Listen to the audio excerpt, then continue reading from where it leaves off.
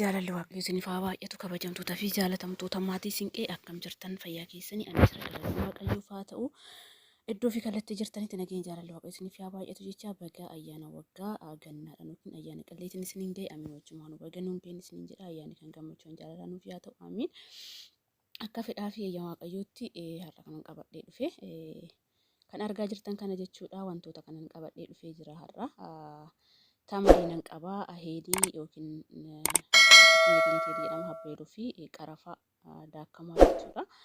Akkasuma immoo buskuuta daakamaadha. Buskuutni daakamaa kan shaayii kan mana keessaa qabdan hin ta'a buskuutni daakamaa jechuudha. Kan argaa jirtan kun immoo daakuu immisee isa kan xiqqooshii bunni kan ta'e jechuudha ibidda irratti. Kun immoo tiiniyyaa jedhama kan tamaraa yeroo baay'ee nyaatama.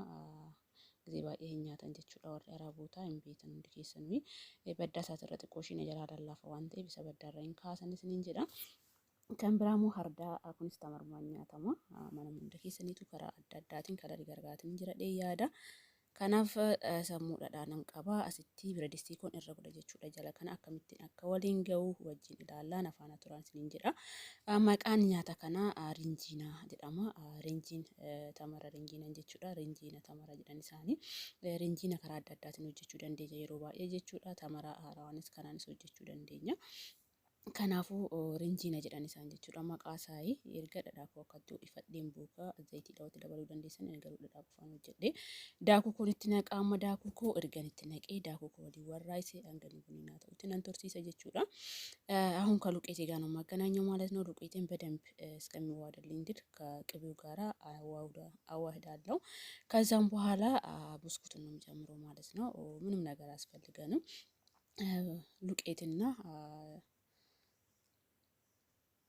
ዱቄትና ከቅመሞች ደግሞ ሄድና ሀብ ሄደዋ ግርፋ ነው የሚያስፈልገን ቀረፋ ማለት ነው።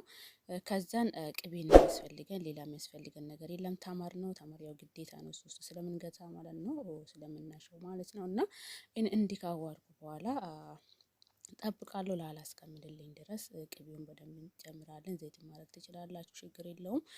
ይሄንን በደንብ እንዲካረኩን በኋላ ብስኩቱን ነው ብስኩት ሻይ ያገኛችሁን ቤት ውስጥ ያለውን ብስኩት ሻይ ፈጭታችሁ አስቀምጣችሁ ማድረግ ትችላላችሁ ማለት ነው።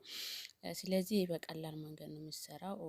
እርጥብ ተመር ከሆነ ደግሞ ምንም ነገር ሳይጨምሩ ዱቄትና ቅቤ ብቻ ላላ አርጋችሁ ቦላው ላይ ነው የሚጨምረው ቅመሞቹን ተጨምሩበትና እርጥብ ከሆነ ማለት ነው። በእርጥብ ሰዓት እንደዛ ነው የምንሰራው ማለት ነው። ይሄ ደግሞ ደረቁ ስለሆነ ውስጥ ነው እኔ አሸውን ውስጥ ነው የምከተው ማለት ነው። እርጥብ ግን አሾ የለውም እሱን ብቻ ላው ላይ አድርገን ዱቄቱን ብቻ መስጋራ ዱቄቱን ላላ አድርገን ላው ላይ እንጨምራለን። ሌላ ጊዜ እሱ ሰራላችኋለሁ። አማ ብስኩታ ኮን ደበለጥ ጀችላ አሁን ብስኩትን ጨምራለሁ በደንብ አዋይድና የሚያስፈልጉኝ ነገር ደግሞ ጨምራለሁ። ያው ሀርዳ ይገባል። ሀርዳ ብዙውን ቦታ ላይ ስም ይለያያል በአረበኛ ማለት ነውና ፒክቸሩን ካያችሁ ታውቃላችሁ ብዬ ነው የማስበው።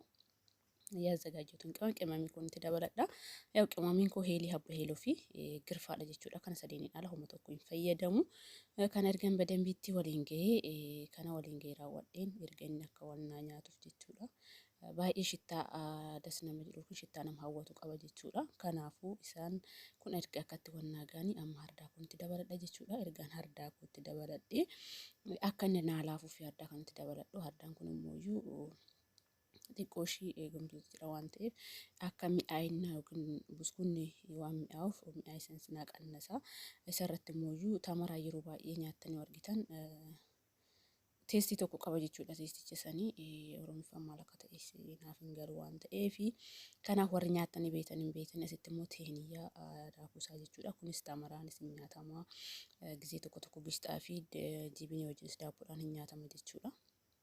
kun mana keessan hundumaa warroonni mana arabaa yookiin mana madaamii keessa jirtanis warri biyya ormaa jirtan hundi keessan beektanii Itoophiyaa keessatti beekamus baatu jechuudhaan Itoophiyaa keessan jiraaf hin jiru isaa yaa'u gizee biyya jirru hin jiru amma beeku.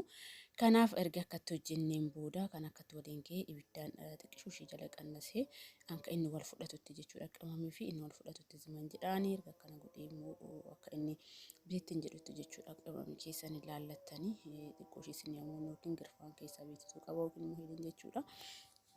Galalii bareedaa yookiin immoo teestii bareedaa hoosnii qabaatee isa dhaamsee akkamitti akka isa asha'u nawaana turaan isiniin jedha.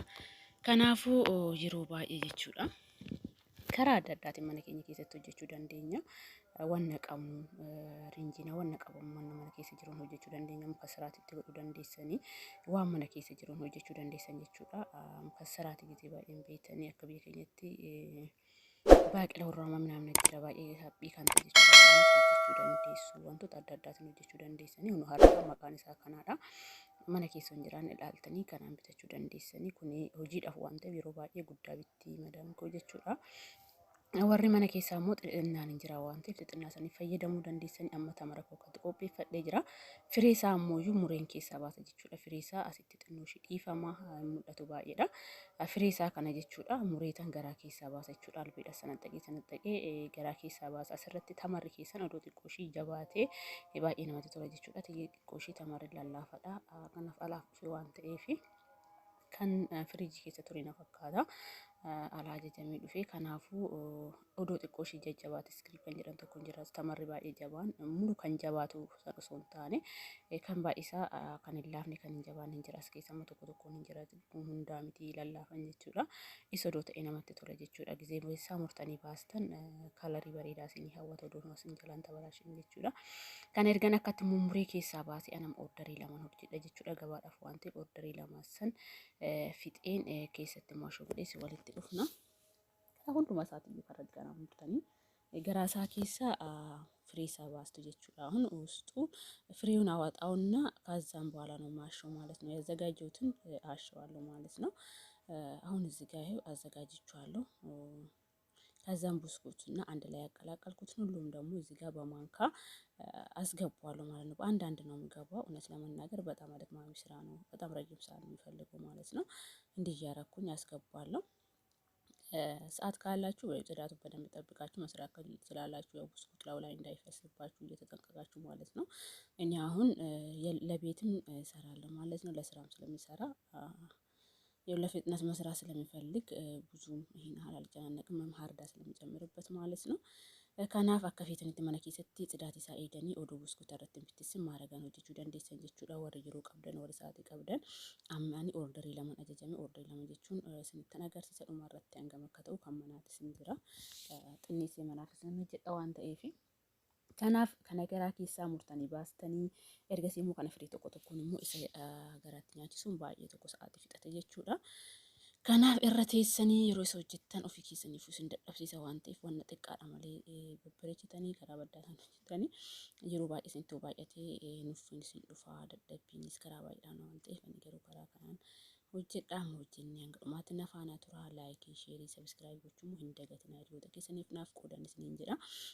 warroonni jaallattaniin hordoftanii hedduudunaa galatooma yaada qabdanii fi wanna kana sirreeffadhu wanna kana dubbachuu kanaan immoo akka sirreeffadhu kan jettan immoo yaada keessan koomentii naaf jechisaan isiniin jedha kabajamtoota fi jaallatamtoota maatii isin kee hedduun isin jaalladha dhugaa hedduunaa galatooma isiniin jechuu jaalladha sumaa fi warri har'ammoo gara chaanaalii kootii dhuftan sabiskiraayibii gochuudhaan maatii ta'a isiniin jedha hunduma keessaniin kun asiin ga'ee jira. Kun isa tokko jechuudha amma tokko naafa kuni tokkodha tokkommoo hunduma baasee jira waan ta'eef amma hardaan irra naqa jechuudha. Hardaa kana ergan akkatti irra godheen booda jechuudha. Kanammoo muka saraatiin irra godha amma ergan fixee hardaa isa qallaasan irra naqee tanan immoo ganaan isaa baddaa isaatirra waan bareeduun bareeche jechuudha.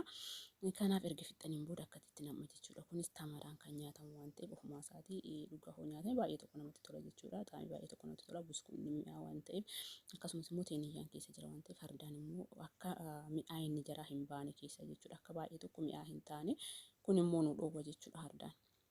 Akkasumas immoo wantoota adda addaatiin bareechuu dandeessanii kanaaf asiin ga'ee jira ani isiniin jedha.